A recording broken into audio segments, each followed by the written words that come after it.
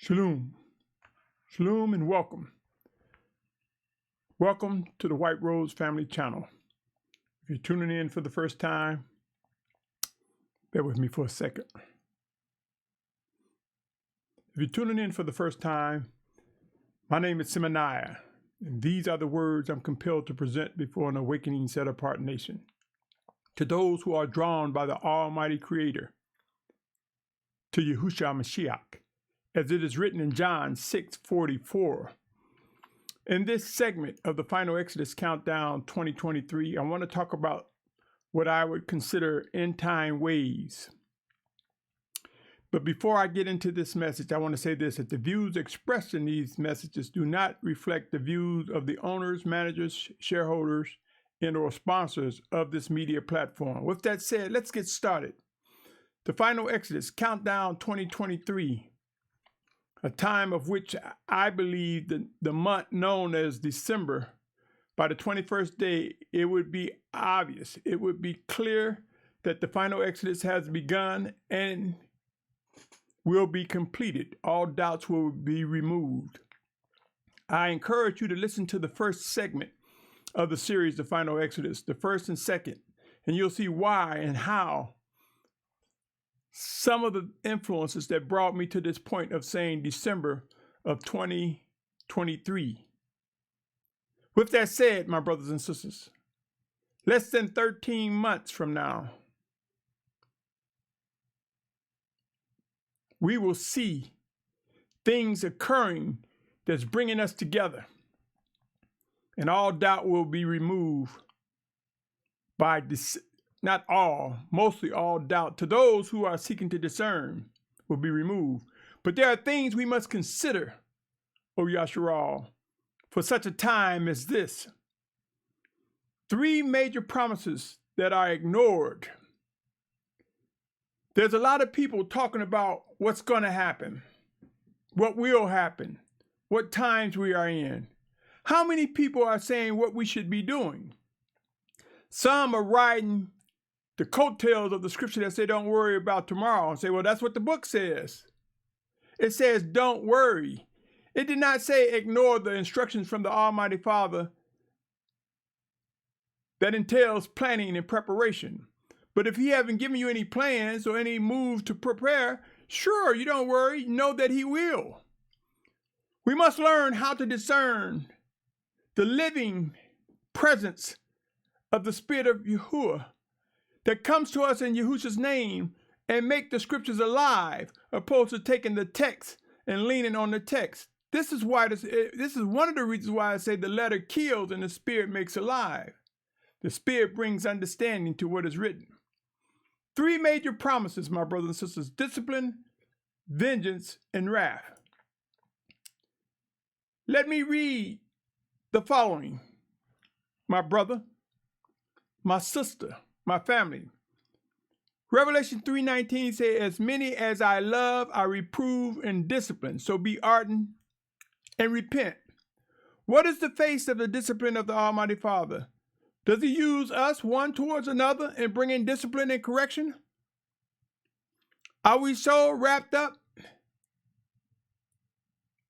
in defending our egos, defending what has been most widely incorrect, that we cannot understand and discern what is correct? What is the face of discipline? If there is no discipline occurring in your life, either your assessment of such is a lie, or something is wrong. Or unless you are walking in full obedience to the living Spirit of the Almighty Father. Consider Hebrews 10:30. It says, for we know him who has said, vengeance is mine, I shall repay, says Yahuah. And again, Yahuah shall judge his people. What is vengeance? Do we see it occurring? Are some of us in the way of his vengeance? Does his vengeance show itself and reveal itself to us, whether we in the way or not? He fulfilled his promise. I'm going to talk about that more in this episode. Isaiah 13:9 say, see the day of Yahuah is coming, fierce with wrath and heat of pleasure, and to lay the earth waste and destroy its sinners from it. That's Isaiah 13:9. Romans 1:18 and 19 say, for the wrath of the Almighty One is revealed from heaven against all wickedness and unrighteousness of men who suppress the truth in unrighteousness, because that which is known of the Almighty One is manifest among them, for the Almighty One has manifested to them. Yashar'al, or Yashar'al. We see so many teachers saying things that make us feel good, avoiding the promises that the Almighty Father has made. I want to say to you, my brothers and sisters, the Almighty Father will and is fulfilling his promise of discipline, vengeance, and wrath. How we perceive things and words influence our actions. Consider this. If you believe in the destruction that is about to occur or the things that are happening, if you believe that Yahuwah's discipline is present, then the action would be, what do I need to do to correct, to yield to correctness and set apartness? If you perceive it to be vengeance, the question would be, what have I done, or what has been done for him to avenge a wrong? If you perceive it as wrath, the question would be, what am I fighting against?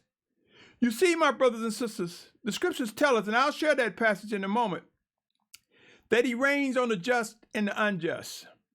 End times, all of what people are saying, a lot of it dealing with tsunamis and earthquakes and wars and famines and pestilence, and the increase and rise in wickedness, all that has been prophesied is unfolding before our very eyes.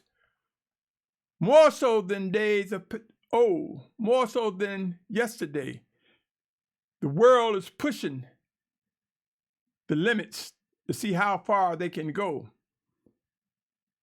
This is why the Great Tribulation will be so severe. But how we perceive things in words, my brothers and sisters. Some of us have been taught that we are all right. Yah's going to protect us, but they don't say he's going to protect. Our spirit is what is promised to be everlasting with him and in his hands. These bodies will go back to the earth from which they came. But there is a teaching to try to give people a false sense of security, thinking that, nothing's going to happen to me, as long as I obey the laws, statutes, commandments. Things will happen to these earthen vessels, but our spirit will live forever with the Almighty Father. How we perceive what is happening. So what I'm saying, my brothers and sisters, as things unfold, consider the three factors: discipline, vengeance, and wrath, and ask yourself, how does that apply to you so that you're able to press on, press through, and endure until the end? Breath, air, wind, and gravity are some things that are important. You see, my brothers and sisters, as wars break out, there will be times of explosions, fires, smoke, pollution. If you're in the wrong place at the wrong time, the very breath that we breathe will be difficult. But we need to understand the ultimate breath that gives us life comes from the Almighty Father. Consider these words in Genesis chapter 2, verse 7. And Yahuwah, the Almighty One, formed the man out of the dust from the ground and breathed into his nostrils breath of life, and man became a living being. My brothers and sisters, in discipline, vengeance, and wrath, we will see in some cases some will be fighting for the very breath that Yahuwah gives, the very breath that we take for granted. Come with me to Deuteronomy chapter 2, verse 3. And this is something I would encourage you to meditate on each day. It says, and you shall remember that Yahuwah, your Almighty One, led you all the way these 40 years in the wilderness to humble you, prove you, to know what is in your heart, whether you guard his commands or not. And he humbled you, let you suffer hunger, and fed you with manna which you did not know, nor did your fathers know, to make you know that man does not live by bread alone, but by every word that comes from the mouth of Yahuah. By every word. And his word gives us breath. His word, by his words, air and the wind flows across the earth. Gravity.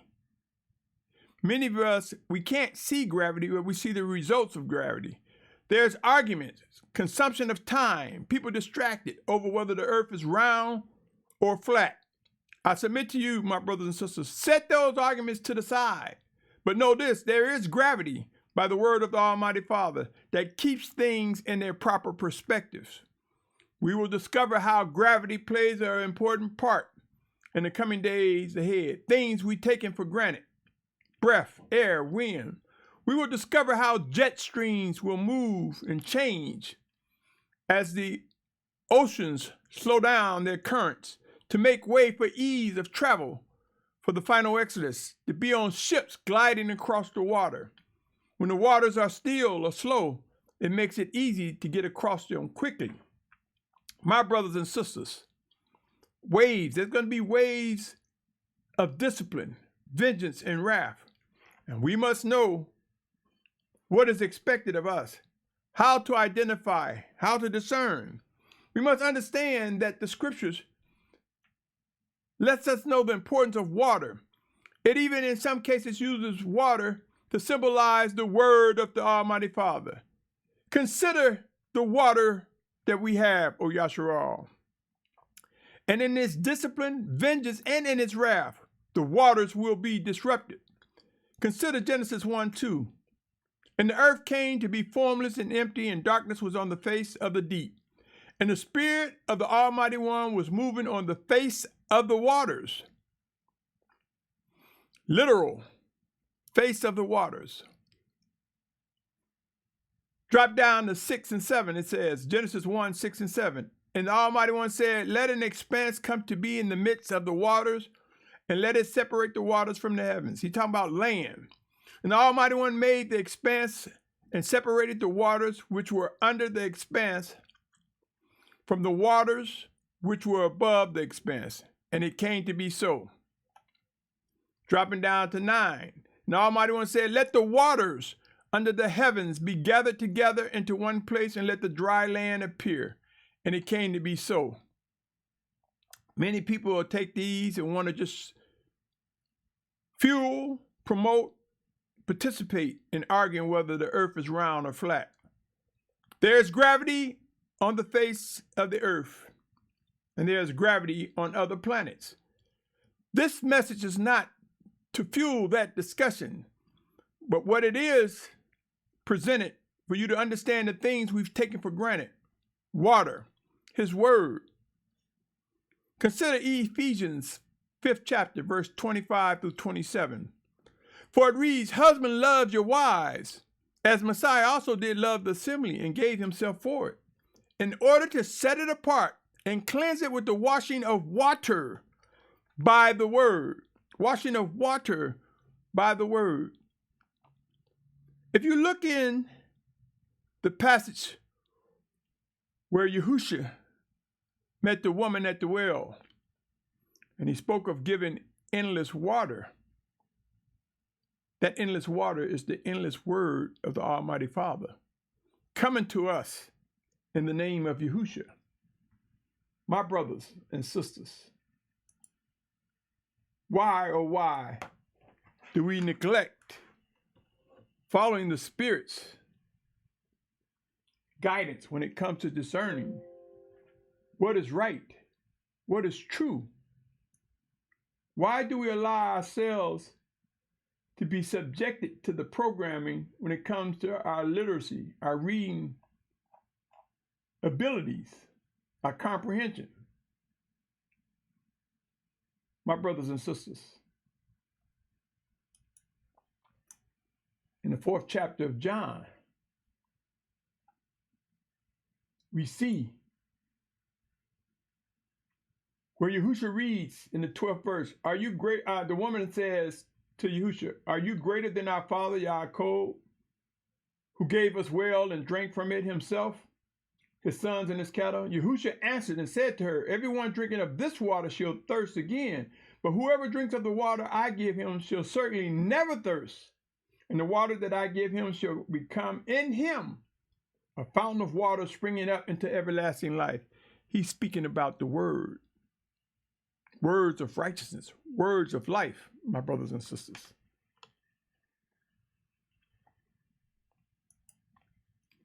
The earth and land. Consider this, O Yashar'al. Things we take for granted, we will see also will be affected during these end times in such a way, my brothers and sisters, that it will contribute to our discipline. We will see how earthquakes in diverse places. We will see how the abuse of land. We will see how Yahuah will make us have plenty in lands that was once wilderness. Water popping up where you didn't expect it. We will come to understand what Psalms mean. Psalms 24, 1 and 2 means. Come with me, my brother, my sister. Look at the life in this passage. Psalms 24, 1 and 2 say, "The earth belongs to Yahuah and all that fills it, the world and those who dwell in it. For he has founded it upon the seas and upon the water. He does establish it." We take so much for granted, my brothers and sisters. But in these end times, we will begin to appreciate the things that he has given us. We will appreciate there will be times we must move. We must migrate to get out of the way. My brothers and sisters, how we perceive things will determine how specific influences will dictate our actions. If you see it as just wrath, you might be fearful and not know what to do. Many will try to save their own lives to no avail. My brothers and sisters, we must come to understand that blood and atonement. Blood is mostly water. When you take water, the word of Yahuah, his breath, the air, water and air, making blood within our bodies. Blood is something that Yahuah have used for atonement, to cover up our sin. The ultimate atonement is Yahusha HaMashiach, the sacrifice of his word before man, his word that was made flesh. Atonement. Do you know that if we recognize our mistakes, if we yield to correction, that's yielding to the power of atonement, the power of his blood covering the sin and making us new. So in discipline, my brothers and sisters, we will learn that in discipline, atonement is presence. We become anew. The ways of discipline are good.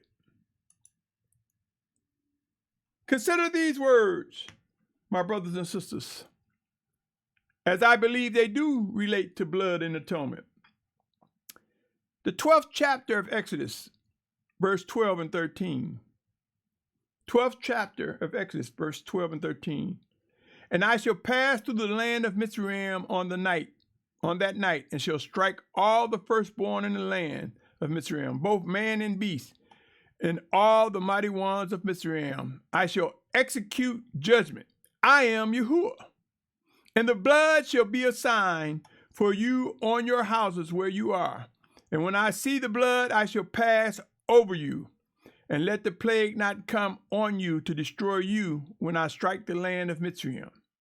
You see, here the blood on the doorpost was something that Yashar'al was commanded to do, and it acted as an atonement to protect them.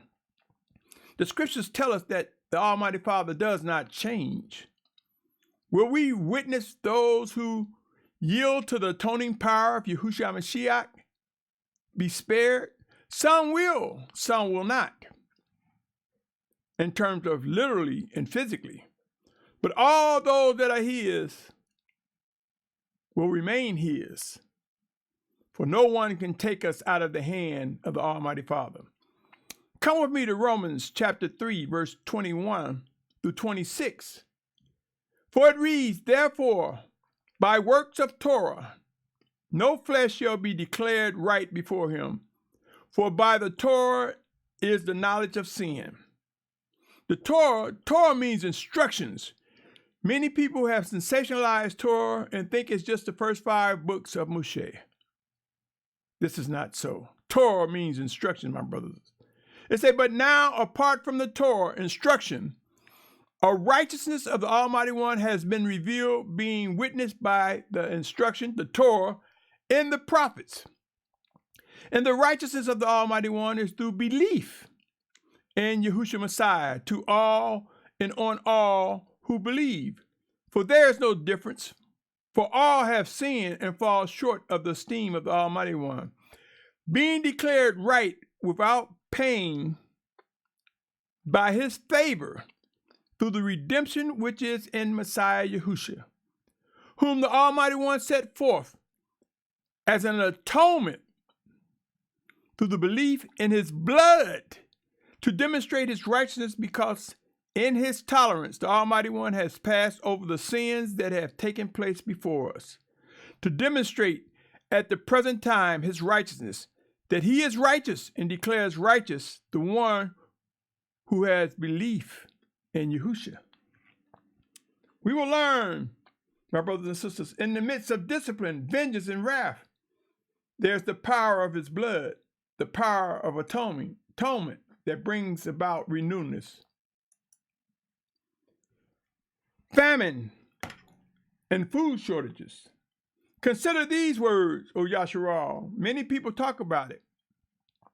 But what do you think you are to do when the waves of famine, food shortages are magnified? Trust Yahuah. In the name of Yahusha, trust him. Consider Matthew 24, 6-8 says, and you shall begin to hear of fightings and reports of fighting. See that you are not troubled, for these have to take place, but the end is not yet. For nation shall rise against nation, reign against reign. There shall be scarcities of food and deadly diseases and earthquakes in places. And all these are the beginning of birth pains. He's telling us what's going to happen.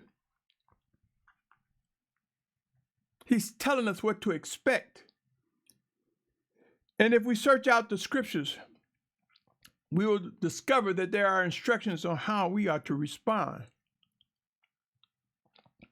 How we perceive our current condition will dictate our actions in more ways than we can realize. Are we being disciplined because we're in the wrong place at the wrong time? We're doing something we have no business? Are we in the presence of his vengeance because we participated in promoting things that were unwise and deadly, fighting against set-apartness? Or is it his wrath because we are battling correction, we're battling truth? My brothers and sisters, come with me to Genesis 47, 19 through 23. This is something I want to share with you, my brothers and sisters, because food, famine, and food shortage will be one of the mechanisms that the wicked ones will use to try to get the set-apart ones to worship them, the anti-Messiah and false prophet. Consider what happened in Genesis 47, 19 through 23. Here we see Yashar'al saying, why should we die before your eyes, both we and our land? Buy us and our land for bread. Let us and our land be servants of Pharaoh, and give us seed, and let us live and not die, and let the land not lie waste. And Joseph bought the entire land of Mitzrayim for Pharaoh, because every man of the Mitzrayites sold his field because of the scarcity of food was severe upon them, and the land came Pharaoh's. Now it said every man of the Mizrahites. Some will interpret that from a literal and comprehensive state of saying it's saying he brought every Egyptian. But it said of the Mizrahites. If you seek the life in this passage, you will know he's saying those who were in Egypt, those who were among the Mizrahites, including the Mizrahites and Yashar'al. Those who lost focus. Let me continue. For I believe that the government is manipulating food shortages. In some cases, it's a result of man's neglect of the planet, my brothers and sisters. Famine, pestilence, manipulating seeds. But either way, as prices get out of reach for some foods, as some food become non-available, there are many people who would be willing to sell their soul, to sell themselves. 21st verse says, as for the people, he moved them into the cities from one end of the borders of Mitzrayim to the other. See, notice he said people. He didn't say just Mitzrahites. Only the ground of the priests he did not buy, for the priests had from what Pharaoh gave them by law, and they ate that which Pharaoh gave them by law. Therefore, they did not sell their ground. And Joseph said to the people, look, I have bought you in your land today for Pharaoh. Look, here is seed for you, and you shall sow the land. My brothers and sisters, we will grow to realize that food, just as much as the scriptures inform us of how people be willing to sell themselves, we will see that happening today. And I believe it has already begun. Pestilence and plagues, my brothers and sisters. There are those who want to say, oh, I ain't worried. Y'all going to protect me from pestilence and plagues. There are even those who believe that for the tribulation that the church, the fellowship, the saints, the camp, the set apart ones will be snatched up and raptured away from this. That is the biggest lie told for years. And truth will emerge, my brothers and sisters. Pestilence and plagues will come. Here's my words to you, O listener, to this message. If you find yourself in the midst of pestilence and plagues, keep in mind the verse, he who seeks to gain his life will lose it. He who loses his life for Yahuwah's sake will gain it. So if you find yourself in the midst of pestilence and plagues, and they're affecting some of the body of Yashar'al, our response should be, whatsoever state I am in, I will yet praise and worship and obey the Almighty Father. Our response should be, these are part of the promises that the Almighty Father Yahuwah has made in his plan. So I will not put this flesh before his plan. Our response should be to demonstrate to those who are unaware of what to do, how to respond, O Yashar'al. This is why we should pray without ceasing. This is why we should not find ourselves trying to put up our fists at promises that the Almighty Father has stated. But let us know how to respond. Let us know how to act. Yashar'al, O Yashar'al, consider these words regarding pestilence and plagues. Luke 21:10-19. It reads, then he said to him, nation shall rise against nation and reign against reign. And there shall be great earthquakes in various places, and scarcities of food and deadly diseases. And there shall be horrors and great signs from the heaven. But before all this, they shall lay their hands on you, persecute you, delivering you up to the congregations and prisons, being brought before sovereigns and rulers for my name's sake. And it shall turn out to you for a witness. Our witness should be, in spite of all that is happening, my focus, my trust, my belief is on he who is the Almighty One, Yahuwah. My belief is in understanding his word that came to us in the name of Yahusha. My belief is in lifting Yahusha up, that he will draw all men to himself. Let me go on. Verse 14 to 19 say, therefore resolve in your hearts not to premeditate on what to answer, for I shall give you a mouth and wisdom, which all your adversaries shall not be able to refute or resist. You see, my brothers and sisters, the Almighty Father will give us what to say, guide our words, pray without ceasing.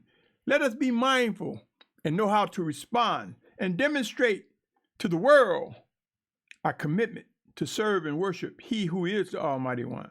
He goes on to say, and you shall also be betrayed by parents and brothers and relatives and friends, and some of you shall be put to death. Betrayed by parents, brothers, and relatives and friends. I've seen so many people talk about the end times and say, my family, not putting the emphasis that our family are those who do the will of the Almighty Father. So many of us say we believe and we trust the Almighty Father, but we ignore that he warns us that there will be parents and brothers and relatives that will betray us and cause some of us to be put to death. He goes on saying, you shall be hated by all because of my name, but not a hair on your head shall be lost at all. Possess your lives by your endurance.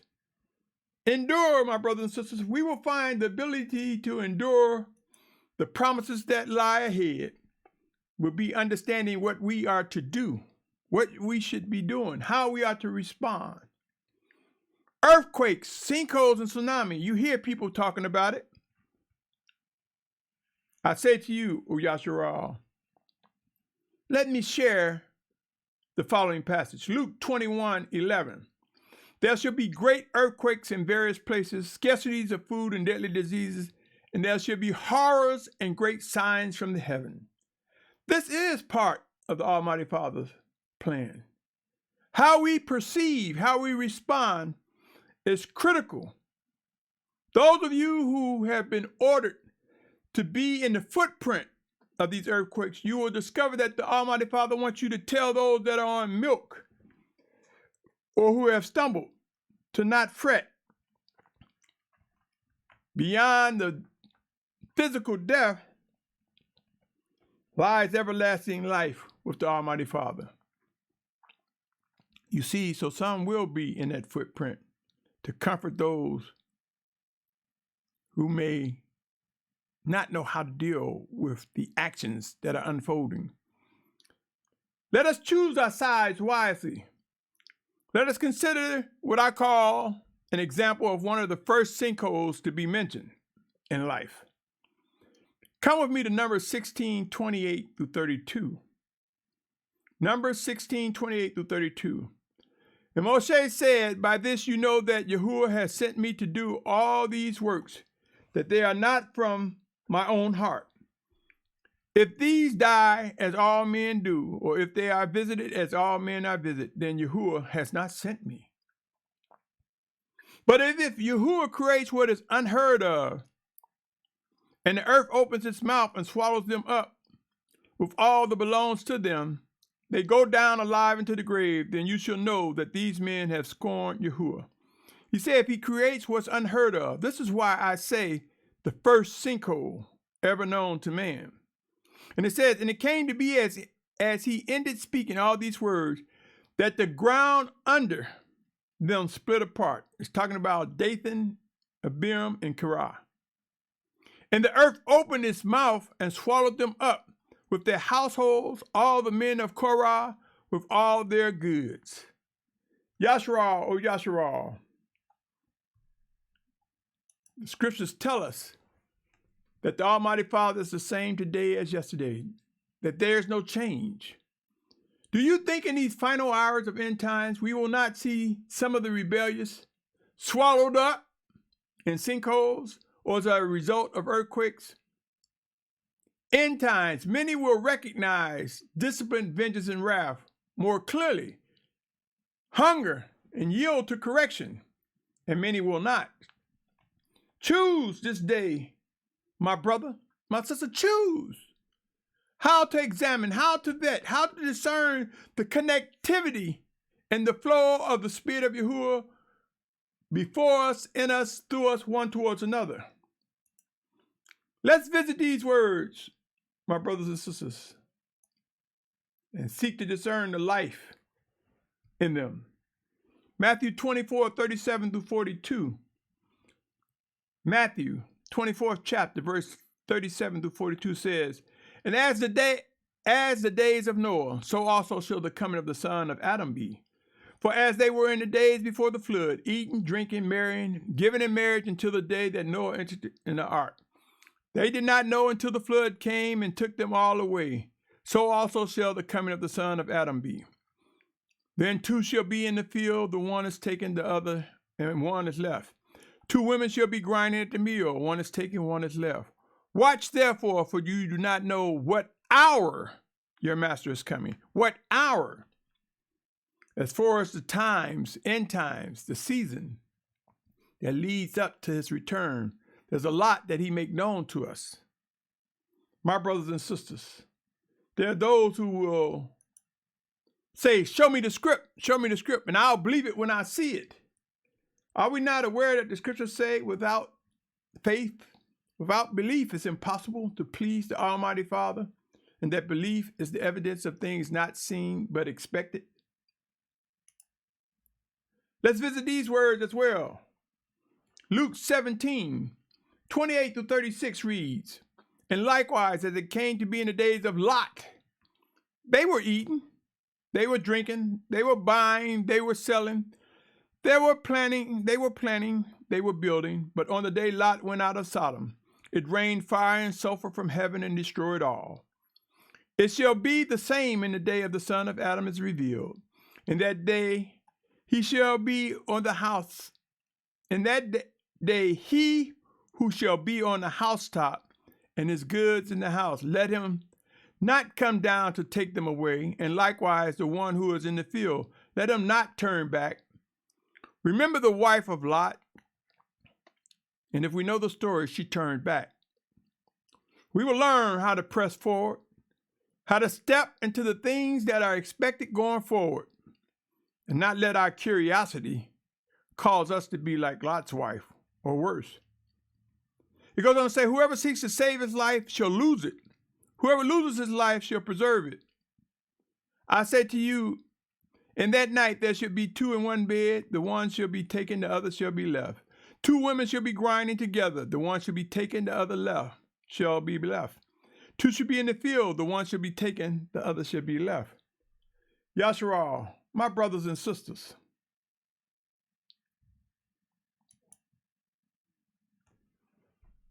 we must be mindful of how to respond, how to press forward. You see, one of the things that's occurring, my brothers and sisters, there's more talk about what happened yesterday. There's more talk about what's behind us than pressing forward. Believe it or not, many community heads, pastors, bishops, priests, teachers, mores, spiritual influencers are doing more talk about yesterday and what happened behind us.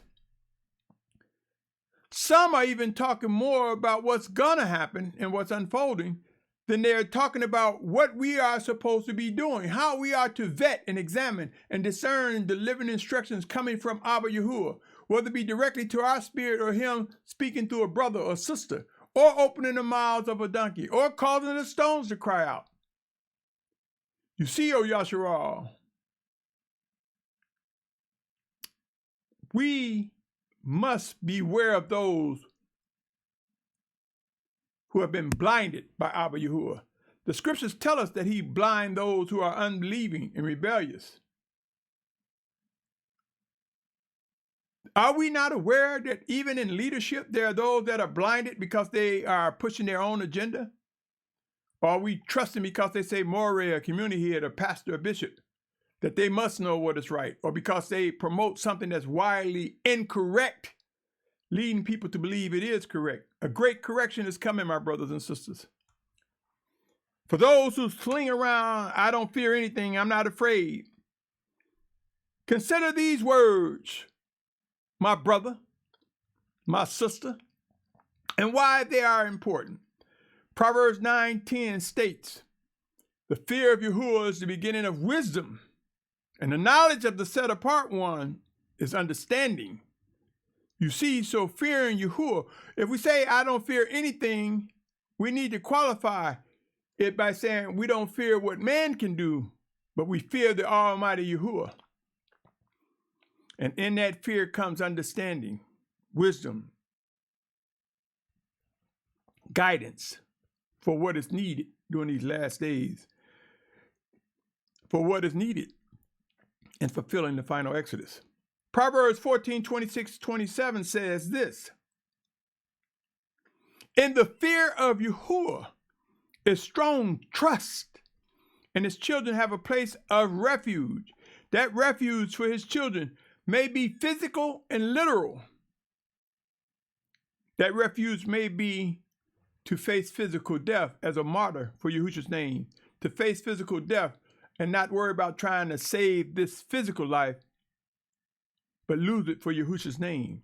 The fear of Yahuah is a fountain of life. Turn away from the snares of death, my brother, my sister. Turn away from the snares of death. Can we identify? Do we know how to vet? Remember, O Yashar'al, it is important. Do not get caught in the wrong place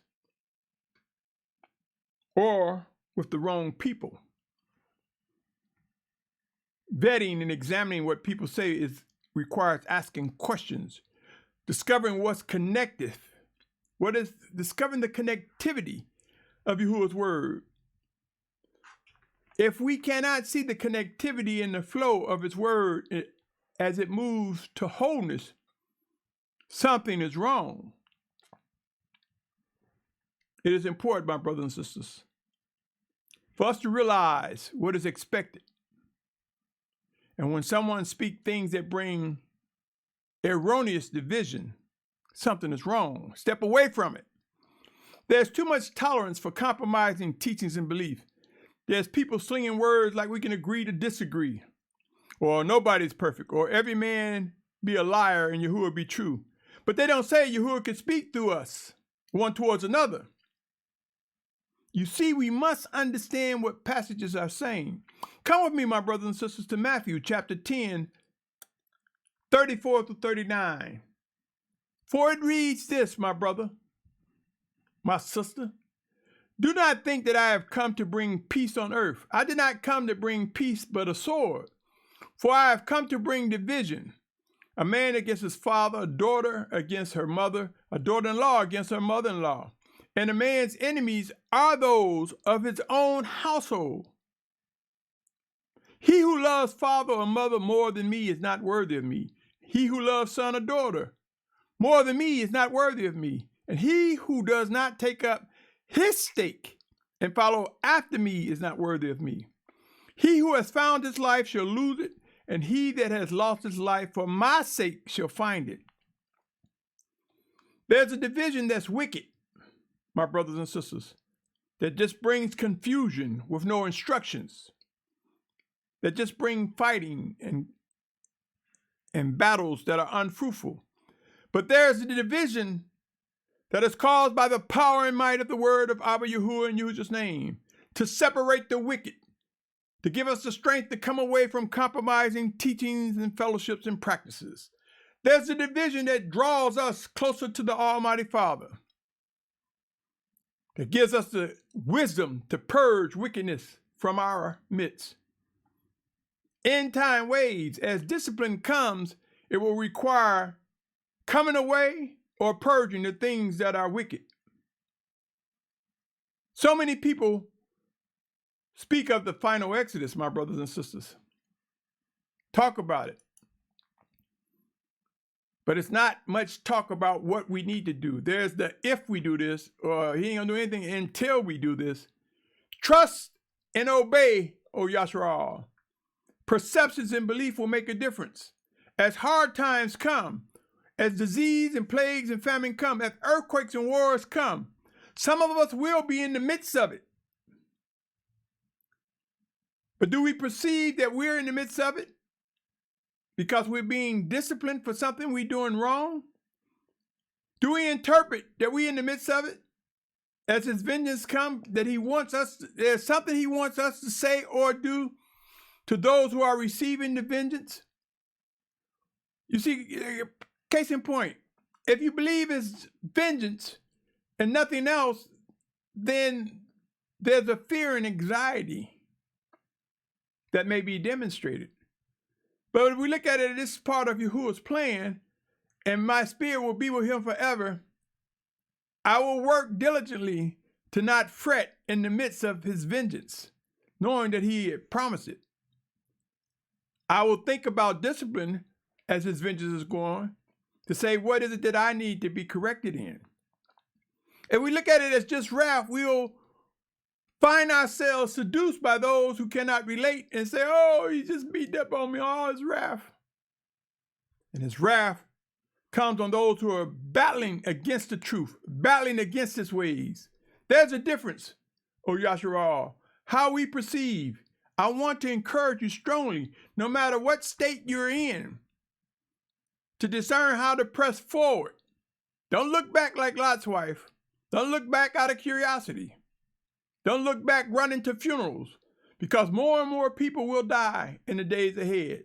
We will not have time to be going back or spending time at funerals when there's so much work. Now, this might sound insensitive and unloving and uncaring, but Yashar'al, oh Yashar'al, end times will prove to be severe, will prove to demand our attention to Abba Yahuwah, to recognize his words flowing through us, in us, one towards another, and know the difference between his spirit flowing and the influence of the undiscerning. Yashar'al, oh Yashar'al. You see, perceptions and belief, we will discover there is a difference in what we perceive and what we believe. Perceptions sometimes are influenced by how we've been conditioned to comprehend, how we've been conditioned to act. But belief is those who discover the voice of the Almighty Father and receive belief that he will instruct them on what to do, how to respond. Consider how you or anyone would respond to the words discipline. What comes to mind? Do you want to fight it? How many battles do we see among the set apart one because they're fighting against the discipline? They're battling against one another. Can't discern what iron sharpening iron means. Like metals, like individuals who want to worship and obey the Almighty Father, working together to remove the impurities. Vengeance. Him avenging those who have done wrong to the innocent, to his children. His wrath. Knowing how to bring to naught those who fight against his set-apart instructions. How we respond to these words will prove to have an influence on what we do next. Believe it or not, it is important to know how to act in the face of these actions. It would be wise to discern what is expected and obey the living orders of the Almighty Yahuwah. Remember, O Yashar'al, remember Matthew chapter 5, 43 through 45. Chapter 5, verse 43 through 45, for it reads, You heard that it was said, you shall love your neighbors and hate your enemy. There are some people who would rather dismiss the so-called New Testament altogether because they don't understand the life in this verse. It says, you shall love your neighbor and hate your enemy. Look at the love that Yahuwah has for us and what he has done for those whom he loved. He has brought to naught nations. He has destroyed women, men, and children. He has removed wicked things from among us. He has demonstrated what it takes to preserve life. So when they say love your neighbor, you do what is right in the eyes of Yahuwah. Sometimes what is right is to get away from them. Sometimes what is right is, in spite of their ways, you give them bread. You give them water. You see, so we have to look at all the dynamics of the love that Yahuwah have when he say love your neighbor. He's not saying love wickedness. He goes on to say, but I say to you, love your enemies, bless those cursing you, do good to those hating you, and pray for those insulting you and persecuting you. When it say, bless those cursing you, you continue to present what is righteous, what is set apart. And eventually, some of them are individuals who are brothers and sisters who are just unlearned, still on milk, rather. So we present what is righteous, what is set apart in spite of their cursing us. We do good in spite of their hating. There are times to come away. Doing good means to preserve your ability to promote, to pass on set apartness. You see, but those who cannot discern the life in this will just toss this away.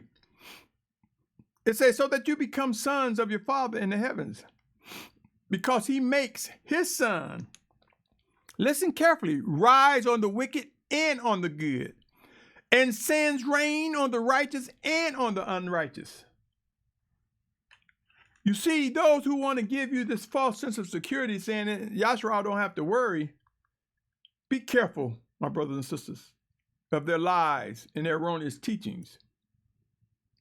Prepared to witness what is promised, Yashar'al. And as you witness the discipline, his vengeance and wrath, know how to respond. Be prepared to know how to respond, to tell others, to demonstrate how in spite of the pain, the frustration, the regret,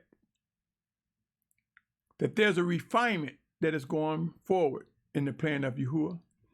In the name of Yahusha, my brothers and sisters, we will see that he keeps his promises.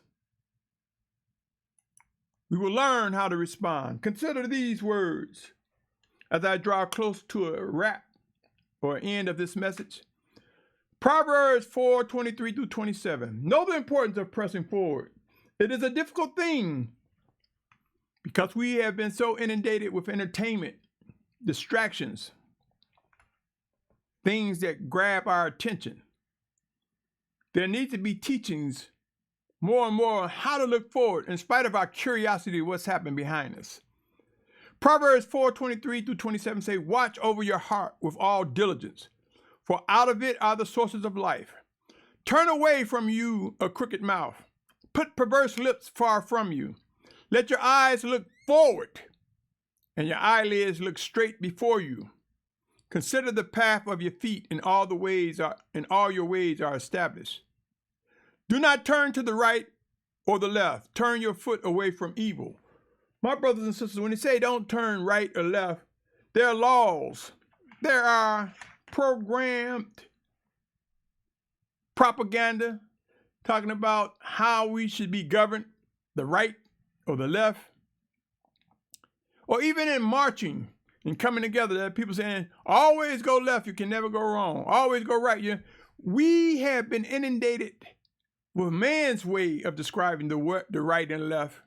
We have even been inundated by erroneous teachers saying, don't go over there to the left, don't go over there to the right. What it's saying here is be focused on the Spirit of Yahuah that comes to us and speak to us in the name of Yahusha. Yahusha is his word. Without such, my brothers and sisters, there can be no salvation. We will grow to understand what is expected, what we are to do in these final days. Yashar'al, oh Yashar'al, prepared to adjust and adapt in the presence of discipline, vengeance, and wrath. Let us know what to say to a brother or sister, to a group within the fellowship. Let us learn how to speak, confirm, or reaffirm the fundamentals, the instructions, the living orders and guidance from Abba Yahuah. Yashar'al, oh Yashar'al, EndTime Waves will prove to bring discipline, vengeance, and wrath. Let us know how to respond in spite of the enormous challenges we face ahead. What say you, my brother, my sister? Are you my brother? Are you my sister? Are we family? Why don't we communicate? Prepare to witness answers from Abba Yahuah that will come to us and bring communication to his gathered, to his obedient ones. Bring understanding and clarity of what must be done. Stay tuned, O Yashar'al. There's so much work to be done. Details and processes will become clear. Understanding the things that are expected from Abba Yahuah will become clearer. And we will witness these end-time waves come. And we will learn how to respond, how to look forward, how to pursue obedience and living guidance. On that note, I thank you for your patience, your pursuit of set-apartness, O Yashar'al. Our redemption draws near. Our final exodus will come. We will learn where we're supposed to be, whether it be a martyr for Yahusha's name or among the gathered from the four corners of the earth before the physical return of Yahushua Mashiach. Proof and evidence is gradually coming. I want to close by saying this. Visit the series called The Closing Scroll. On this YouTube channel, there's a series called The Closing Scroll. I strongly encourage you to listen to it. And it will provide things that are happening to equip you with the strength to seek out what Abba Yahuah will have you do in these final days. Yashar'al, Yashar'al. My biggest prayer is that we learn to discern the voice of the Almighty Father that comes to us in Yahusha's name and act correctly. On that note, stay tuned, much more to come. My name is Symmanayah, and I speak these words as I am compelled to present before an awakening set-apart nation. Shalum. Shalom, my brother, my sister, my family.